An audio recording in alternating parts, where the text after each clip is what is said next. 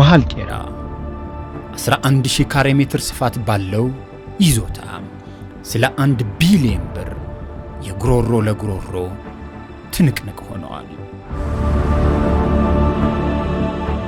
እያከራዩ ገንዘብ የሚያገኙበት የሚነግዱበት። ይሄን ቤት እኮ በተለቅልኝ ኪራይ ቤቶች ካሉት ቤቶች እኮ ምንም አይደለም። ከሙሉ ጎጆ ቤት ውስጥ አንድ ሳር እንደማምዘዝ ነው። በየጊዜው እያዘናጉ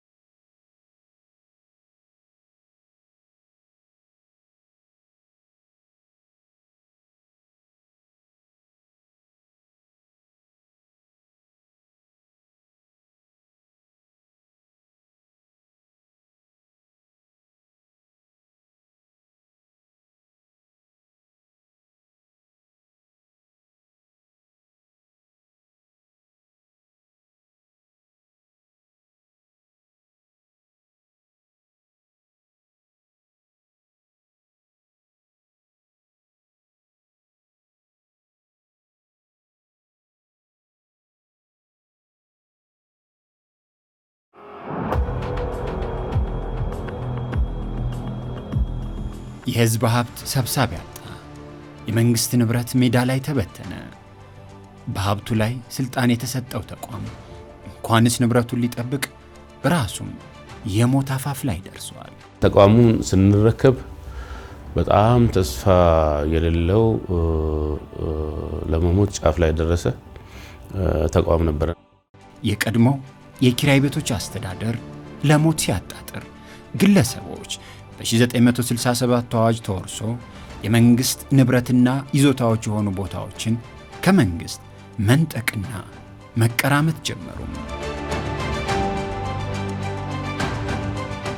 ይህ በቂርቆስ ክፍለ ከተማ በቀድሞው ወረዳ 20 ቀበሌ 45 የቤት ቁጥር 735 ቄራ አካባቢ የሚገኝ 11000 ካሬ ሜትር ስፋት ያለው የተንጣለለ መሬት የመንግስት ሆነው ሳለ በህገወጥ መንገድ በግለሰቦች ከተወሰዱ ይዞታዎች አንዱ ነው።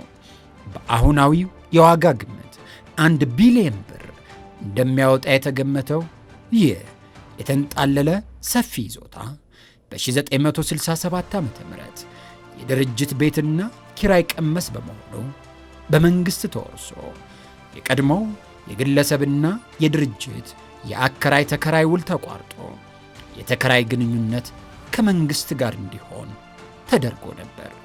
ከዚህ ውሳኔ በኋላ ቤቱን ከመንግስት ተከራይቶ ይገለገል የነበረው የውጭ ሀገር ኩባንያ ለቆ ስለሄደ በ1971 ዓ.ም የኢትዮጵያ መንገዶች ባለስልጣን የተባለው የመንግስት መስሪያ ቤት ቦታው ላይ ኪራይ ተዋውሎ እያለ ምንም አይነት ኪራይ ሳይፈጽም መገልገል ጀመረ።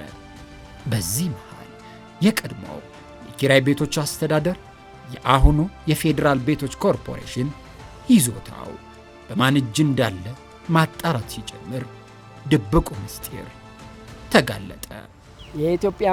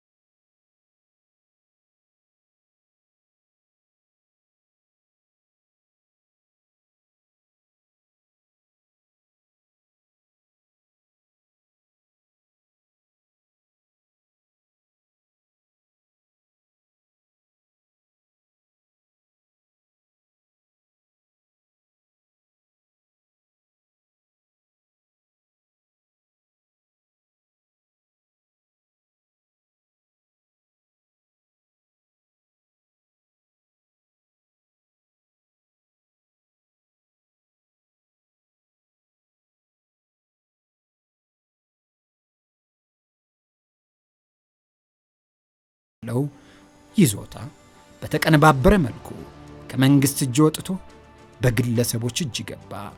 ለ30 ዓመታትም በዛው ዘለቀ። ከአዲስ አበባ እስከ ድሬዳዋ 59 ይዞታዎች የኔባይ ባለቤት አላገኙም።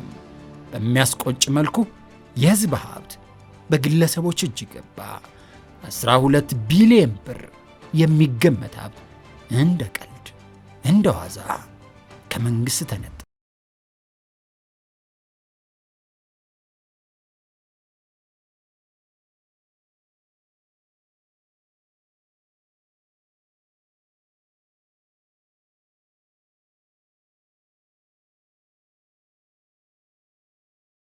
መረጃን በማጥፋት ወይም ለረጅም ጊዜ ትኩረት ባለመስጠት ተቋሙ በየጊዜው እያዘናጉ ከተቋሙ የወጡ ሀብቶች ናቸው። እነኚህ የህዝብና የመንግስት ንብረት የሆኑ ንብረቶችን የያዙ ሰዎች ደግሞ በእነዚህ ንብረቶች ተጠቃሚዎች ናቸው። ለምሳሌ እያከራዩ ገንዘብ የሚያገኙበት፣ ዘና ብለው የሚኖሩበት፣ የሚነግዱበት። በወርሃ ጥር 2010 ዓ.ም የወጣችው ፀሐይ በጨለማ ለነበረው የቀድሞ የኪራይ ቤቶች አስተዳደር ለአሁኑ የፌዴራል ቤቶች ኮርፖሬሽን ብርሃን ፈነጠቀች። ሪፎርም የተባለ እርምጃም ባለቤት አጥተው በሕገወጥ መንገድ በግለሰብ እጅ ለገቡት የህዝብ ሀብቶች የፍትህ ሚዛን ይዞ ተነሳ። ሪፎርሙን ስናስብ ሁለንተናዊ ሀገራዊ ሪፎርሙ ነው መነሻ የሆነ። የሪፎርማችን መነሻና ቀጣይነት የሚያረጋግጠው አንደኛ ተቋማዊ መግባባት የሚለው ነገር በጣም ወሳኝ ነው። ጠቅላይ ሚኒስትራችን ሁሉ የሚሉት ለተቋም መፍረስም ጠንካራ ሆኖ እንዲቀጥል ለማድረግም ኃይል አሰላለፍ በጣም ወሳኝ ነው። ለአንድ ዓላማና ግብ ተግባብቶ አንድ ሆኖ መንቀሳቀስና የኢንዱስትሪ ሰላም ማስፈን ግዴታ ነውና እሱን አንድ አጀንዳ ቤዚክ የሆነ አጀንዳ ነው። ለ28 ዓመት ቆሞ የነበረውን ቤት ልማት ማስቀጠል፣ ያለ አግባብ የተወሰዱ ንብረትና ይዞታዎችን በፍርድ ቤት ተከራክሮ ማስመለስ የሚሉትና ሌሎችም ወሳኝ የሆኑ የሪፎርም አጀንዳዎችን ሴት አረግ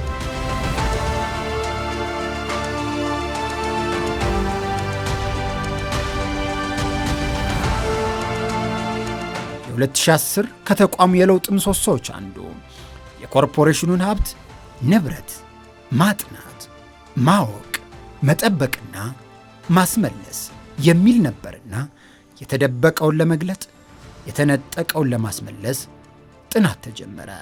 የጥናቱን ውጤት መነሻ በማድረግም ለፍልሚያው ዝግጅት ተጀመረ። አንደኛ ተወረሰ የምንለው በአብዛኛው ያለ አግባብ ከመንግስትና ከህዝብ እጅ ወጥቶ ወደ ግለሰቦች የገቡ ይዞታዎች በስፋት እንዳሉ በፊት የተወሰዱትን ብቻ ሳይሆኑ አሁንም በሂደት ላይ ያሉ ብዙ የይገባኛል ጥያቄዎችም ደግሞ እንዳሉ ስናይ ይህንን መመከት የሚያስችል አቅም መፍጠር አለብን የሚል ሀሳብ አንስተን ለዛ ቅድመ ዝግጅት ነው ያደረግነው። መጀመሪያ የተደረገው ነገር የተቋሙን ጥቅም በህግ ከማስከበር አንጻር ያሉ ክፍተቶች ምንድናቸው የሚለውን በደንብ የማጥናትና ኢንዴፕስ የማየት ሁኔታዎች ነበሩ። በሁለተኛ ደረጃ መረጃ ማደራጀት ነው። ብዙ መረጃዎች የተበታተኑ ናቸው። ሆን ተብሎም እንዲጠፉ ተደርጓል። ከዋናው መስሪያ ቤት ከቅርንጫፍም እንዲጠፉ ተደርጓል። ስለዚህ እነሱን የማሰባሰብ ነው። ካርታ በአብዛኛው አልወጣለትም ነበር ቤቶቻችን። ካርታ እንዲወጣ ማድረግ ወደ 50% ምናምን ነበር ካርታ ያለው። ካርታ የሌለው ደግሞ ሲወረሱ በምን አግባብ ነው የተወረሱ የሚሉት ነገሮች ፎርማቶች ነበሩ።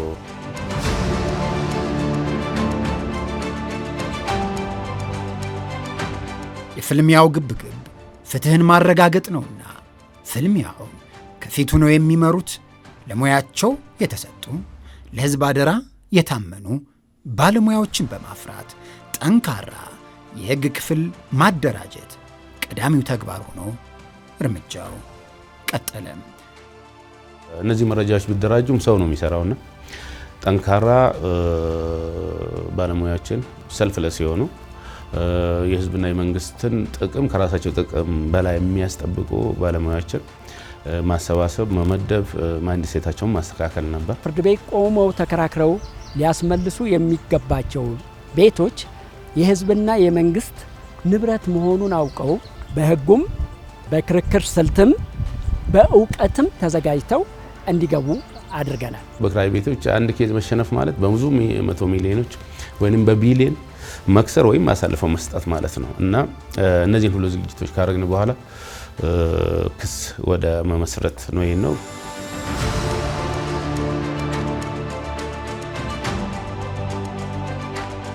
ባለሙያዎቹ ፍልሚያ የሚሉት በህገወጥ መንገድ ከመንግስት እጅ ወጥተው በግለሰቦች እጅ የገቡ የፌዴራል ቤቶች ኮርፖሬሽን ቤትና ይዞታዎችን የማስመለስ ትንቅንቅ በልዩ ዝግጅት የሀገር ፍቅርና ሙያዊ ስነ ምግባር ታግዞ ተጀመረ።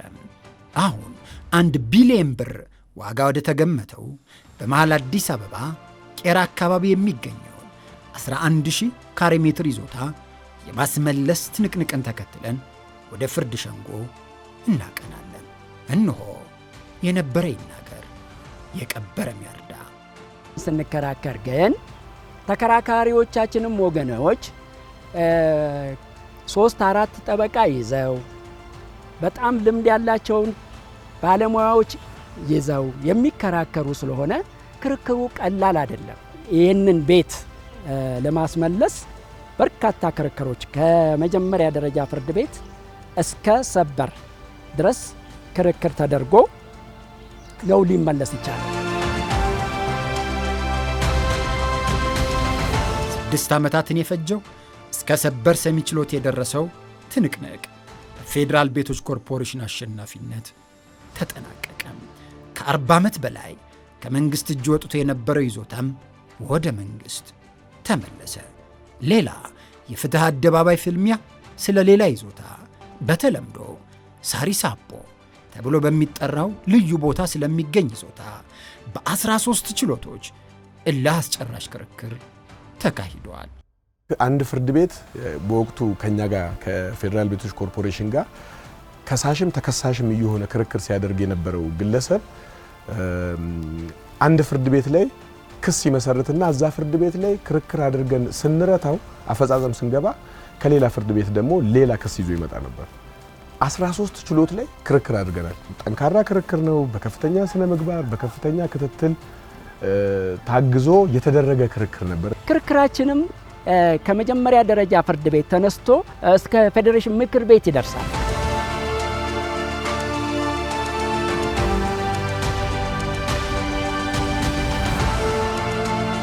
ክቡራንና ክቡራት፣ በፍርድ አደባባይ በችሎት መድረክ የሚደረገው ፍልሚያ በፍርድ ቤት ቅጥር ግቢ ካለቀ በኋላ ሌላው ግብግብ ከፍርድ ቤት ውጭ ይቀጥላል።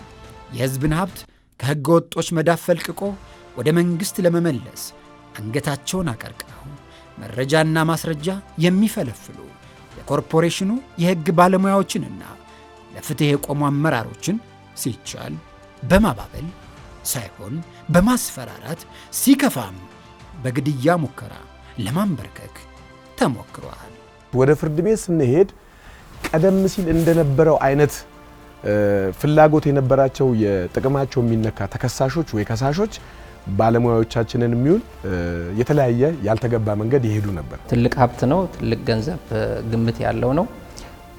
ለባለሙያዎች ማባበያ ለመስጠት ለኃላፊዎች፣ አንዳንዱ ደግሞ አልፎ የማስፈራራት ምንም አታመጡም፣ 40 ዓመት ካርታ አውጥተንበት የያዝነው ይዞታ ነው፣ 30 ዓመት የያዝነው ይዞታ ነው፣ የኛ ነው የሚሉ በጣም ተደጋጋሚ የሆኑ ሙከራዎች ነበሩ። ደሞዝ እኮ ቺፕ ነች፣ እከክን እያከክ ነው ወይ የምትኖሩ እስከ መቼ የሚል በገንዘብ ለመደለል ለምሳሌ ኑሮህን አንስተው የተሻለ ቤት ልሰራ ትችላለህ፣ እኛ በምንሰጥህ ገንዘብ የተሻለ ቤት ልሰራ ትችላለህ፣ መኪና ትገዛለህ፣ ልጆችህን መልካም ትምህርት ቤት ማስተማር ትችላለህ ተብሎ ድል ለመደለል ሙከራ ይደረጋል። ይሄን ቤት እኮ ብትለቅልኝ ኪራይ ቤቶች ካሉት ቤቶች እኮ ምንም አይደለም፣ ከሙሉ ጎጆ ቤት ውስጥ አንድ ሳር እንደመምዘዝ ነው። ሌላው በጣም ማስፈራራትና ዛቻዎች አሉ። ማስፈራራለ ዛቻው አንተውም በእኛ ህይወታችን መታችሁ ህይወታችሁም እስከ ማለት አለ። በመኪና መንገድ ላይ የመቅጨት ሙከራ ማድረግ ሁሉ ድረስ ይደረግ ነበር።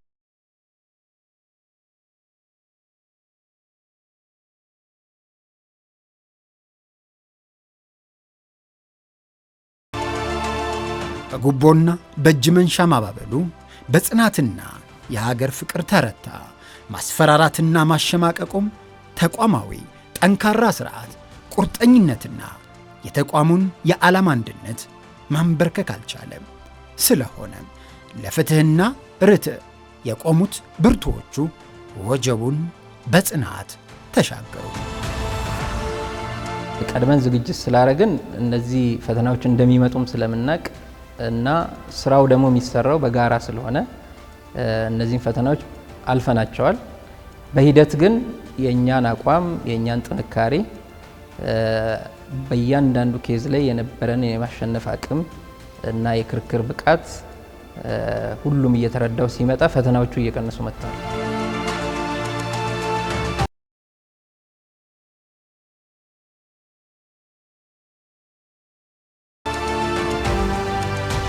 የጽናትና የትጋቱ ውጤት በፍሬ ተገለጠ።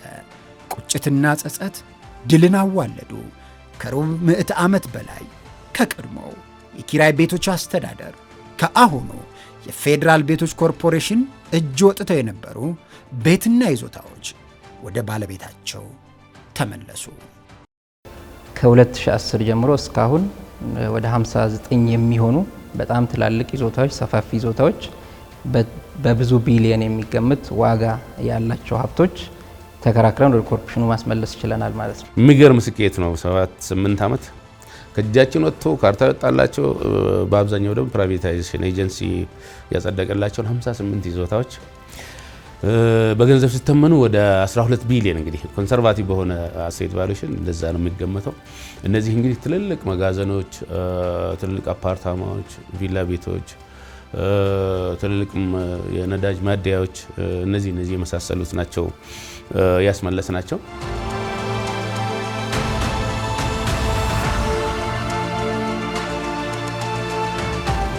ይህ ቤት የማስመለስ ይዞታን መልሶ የማግኘት ጉዳይ ብቻ አይደለም።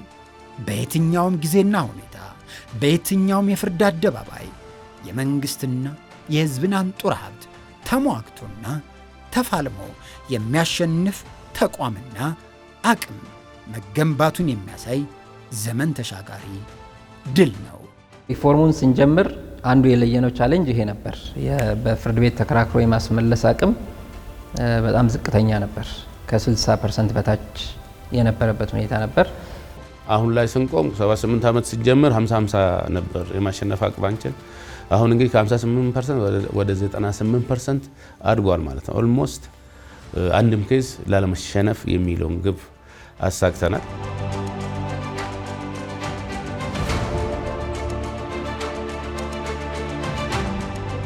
እኛ እንግዲህ ይሄ ትልቅ ሀብት ስለሆነ የመንግስት ትልቅ ሀብት ስለሆነ ይህን ጥቅም ማስከበር ስላለብን ኢንኬዝ አንዳንድ ጉዳዮች እስከ ሰበር ሄደው ለኛ የማይወሰኑበት አግባብ ሲኖር ወደ ህገ መንግስት አጣሪ ከህገ መንግስት አጣሪ ወደ ፌዴሬሽን ምክር ቤት ጭምር በመሄድ እና ጠንካራ ክትትል በማድረግ ለማስወሰን ከፍተኛ ጥረት ነው የምናደርገው። ይሄም በመሆኑ አጠቃላይ አፈጻጸማችን አሁን በከፍተኛ ሁኔታ አድጓል። እዚህ አካባቢ ብዙ ልምድ ሊወሰድ የሚችልበት አንደኛ ብዙ ውስብስብ ነው የኪራይ ቤቶች ጣጣ ብዙ ኢንትረስት ያለበት ስለሆነ አንዱ ስትነካ ከዛም ከዚህ የሚመዘዘው ቀላል ነገር አይደለምና ያንን ሁሉ ቻሌንጅ ታልፎ እዚህ መደረሱ የተለያየ ተዋናይ የኛ የነገረ ፈጆች በላይ አመራር ሰራተኛው ለዚህ ያብቅተናል ማለት ነው። የህዝብና የመንግስትን ጥሪት ከህገ ወጦች መዳፍ ፈልቅቆ የማውጣቱ ፍልሚያ በዚህ አይቆሙም። የተጀመሩት ይቀጥላሉ፣ የተደበቁት ይደረስባቸዋል። ይዞታዎችም ወደ ትክክለኛ ባለቤታቸው ይመለሳሉ። ለዚህም ከቀደመው የላቀ አስተማማኝ አቅም ተገንብቷል። ማስመለሱ እስከ መቼ ይቀጥላል የሚለው መረጃ እስከተገኘ ድረስ ይቀጥላል። ትልቁ ነገር ለኛ ምንድነው? ዝም ብለን የሰው ንብረትን ተነስተን የኛ የኮርፖሬሽኑ ነውና መልሶ አንልም። መረጃዎች በየጊዜው ይመጣሉ። በተለይ ደግሞ የኛን መልካም እንቅስቃሴ አይቶ ብዙ መረጃዎች የሚሰጡን አሉ። በቅርቡ አሁን ቦታውን ባልጠቅስም ትልቅ ማደያ አሁን ቸርችል አካባቢ ያስመለስነው አለ። ህንጻው ከላይ የኛ ነው፣ ከስር በተለያየ ምክንያቶች ግለሰቦች እጅ ቆይቷል። መረጃው መጥቶ አሁን አስመልሰናል ማለት ነው። በዚህም አመት ለምሳሌ ወደ 4 ጉዳዮችን ይዘናል። ክርክር እያደረግንበት ክትትል እያደረግንበት ነው። ስለዚህ በማንኛውም ጊዜ የመንግስት ይዞታ ሆኖ ከመንግስት እጅ የወጣ መረጃ ባገኘን ቁጥር ማስረጃ ባደራጀን ቁጥር ክርክር አድርገን ለማስመለስ በቂ ዝግጅት አድርገናል። አሁን ላይ ጥሩ ነገር ሁሉም ባለሙያዎች ሰፊ ልምድ አግኝተዋል።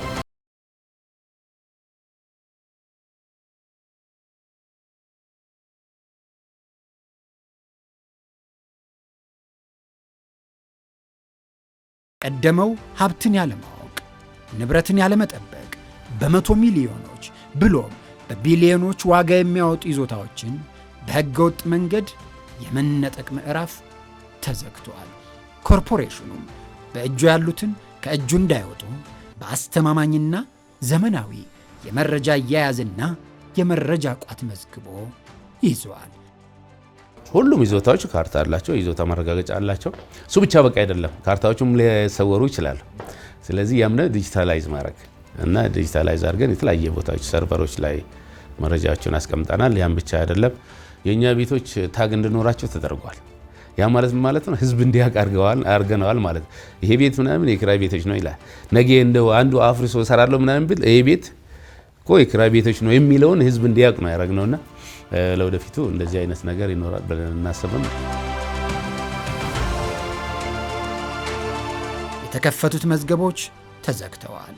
የተጀመሩት የፍርድ ቤት ፍልሚያዎች ፍትህን አረጋግጠው ሀብትን ወደ ባለቤቱ አስመልሰው በስኬት ተቋጭተዋል። የ12 ቢሊዮን ብሩ ትንቅንቅ በመንግስትና ህዝብ አሸናፊነት በድል ተደምድመዋል።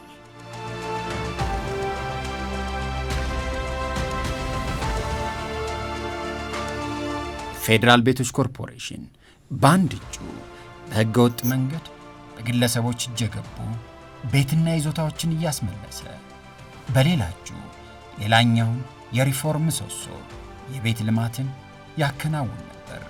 ባለፉት 7 የሪፎርም ዓመታት ኮርፖሬሽኑ 12 ትልልቅ አፓርትመንት ሕንፃዎችን፣ 1 ዘመናዊ የመኖሪያ መንደርና 2 ዘመናዊ የገበያ ማዕከሎችን አስጀምሮ 8ቱን ፕሮጀክቶች አጠናቋል። በሕገ ወጥ መንገድ ተወስደው በፍርድ ቤት ክርክር ባስመለሳቸው ይዞታዎችም ላይ ለብዙሃን የሚሆኑ የመኖሪያ ሕንፃዎችን ገንብቶ ፍትህን መሬት አስነክቶ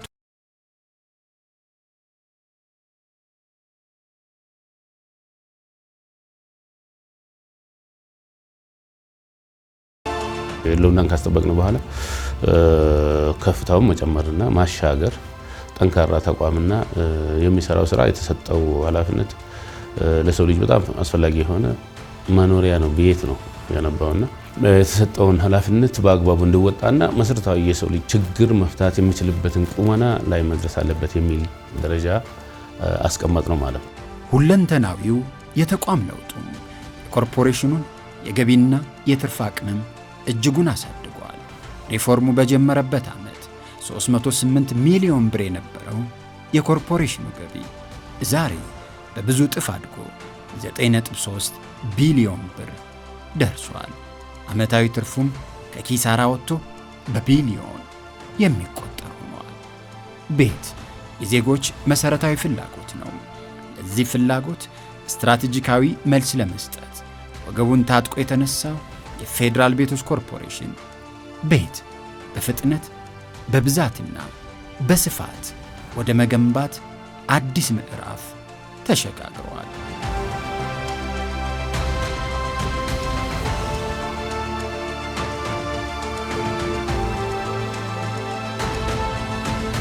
በሞት አፋፍ ላይ የነበረው ተቋም